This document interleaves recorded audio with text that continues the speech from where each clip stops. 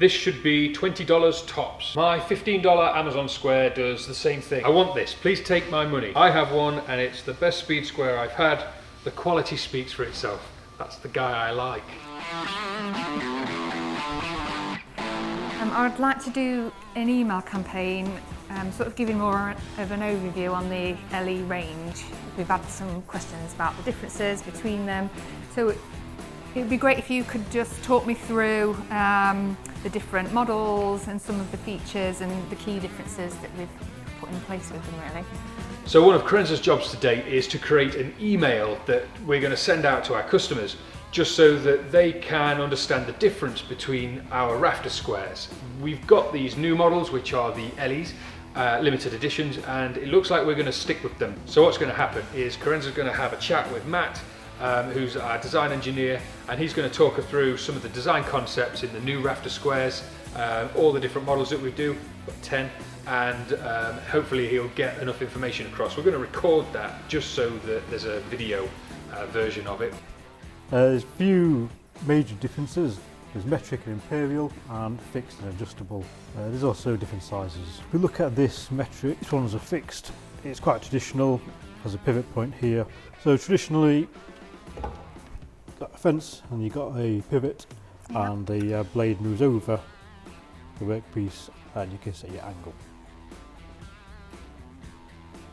And you can mark against this edge.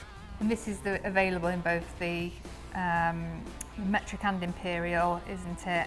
Yep. What's the key difference with this new style that we've made, the LE version, so I can help get that across in the campaign of improved? That we've actually improved this part, and it's instead of having holes, we've added one large slot.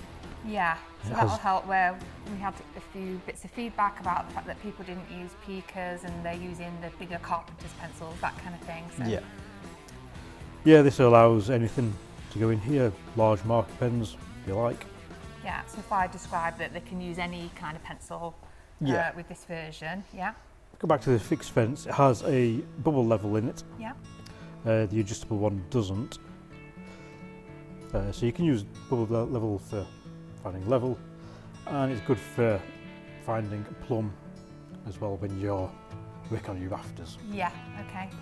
The adjustable one doesn't have that, but what it can do is you can set it at your roof pitch. Yeah. So this is an imperial, and I'll set this at a 7 to 12 roof pitch.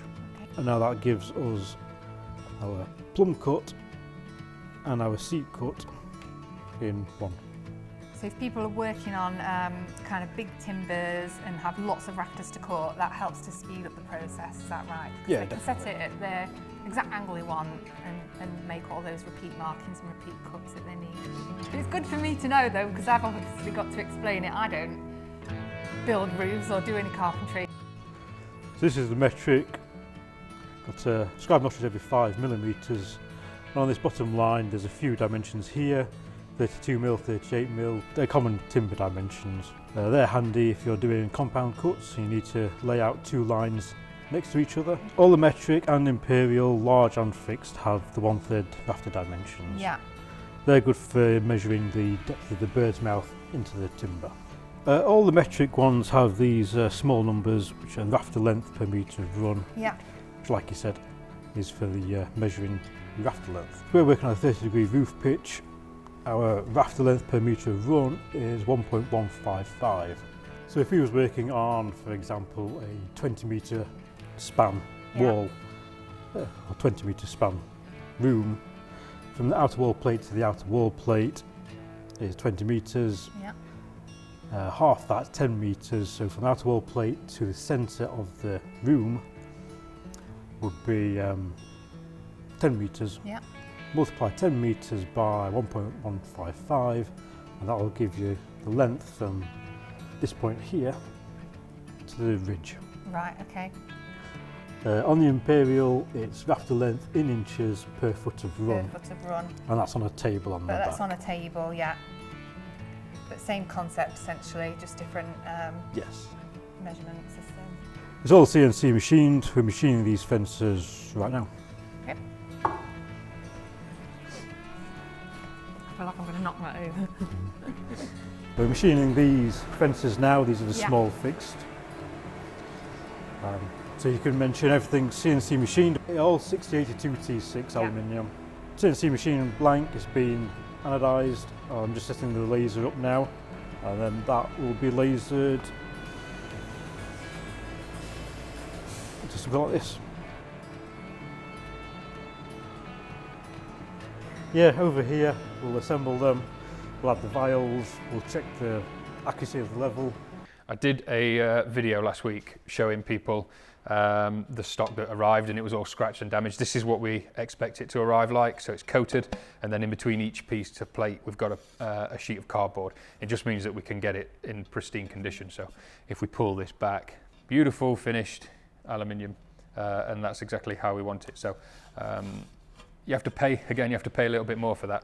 That piece of stock there costs more on its own than most Rafter squares that you can buy on the market, just as raw stock, just raw aluminium. But anyway, you put that into the milling machine, and then the milling machine is basically, for those that don't know, it's like a big drill, and it spins really, really fast, and it can move up and down, left and right, front and back.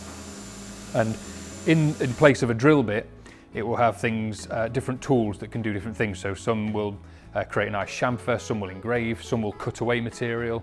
They do all sorts of bits, and so what we have to do, we design the tool, and then we create a tool path, which is basically telling the machine where to go and what tool to pick up and how fast to spin. And each operation requires a tool path and a different tool to make the different features in the tool. That machine has then got to profile, which means cuts out all of these. It drills the holes to hold the piece in place, because obviously as soon as you've cut out the triangles, you'll end up with triangles flying all over the place. You've got to make these pockets for the rulers. And we did these, I don't know if you can see, you can zoom in and focus, I don't know if you can get that, where you've got the laser engraving marks, they might wear away. So we recess them, tiny, tiny amount, 0.1, 0.2 mil recess, and then lasered into that. So basically when that rubs up, this tool is rubbed up and down a piece of, I've got a dye on my fingers, look, from the anodizing. That's not from this piece, that's from some fresh anodizing. So the blue's not rubbing off. Yeah, so that recessed pocket just means that that ruler should last a lot longer. And then what we've done is where you've got some of these handy 1/3 scribes and on these bits here and these here, we've just put them all on the lower. So it means that we've only got to plunge in once and machine that pocket and then make all the notches. So there's a hell of a lot of work that goes into these. And then we've done that with the bigger ones as well. So we've got the larger ones, same kind of concept. But yeah, that's just what I wanted to quickly show. Because we don't build roofs in here, this is where we build tools, not roofs. And so we just had to quickly put this together to help you understand what each of these things are, right? Yeah, that's it for the Rafter squares.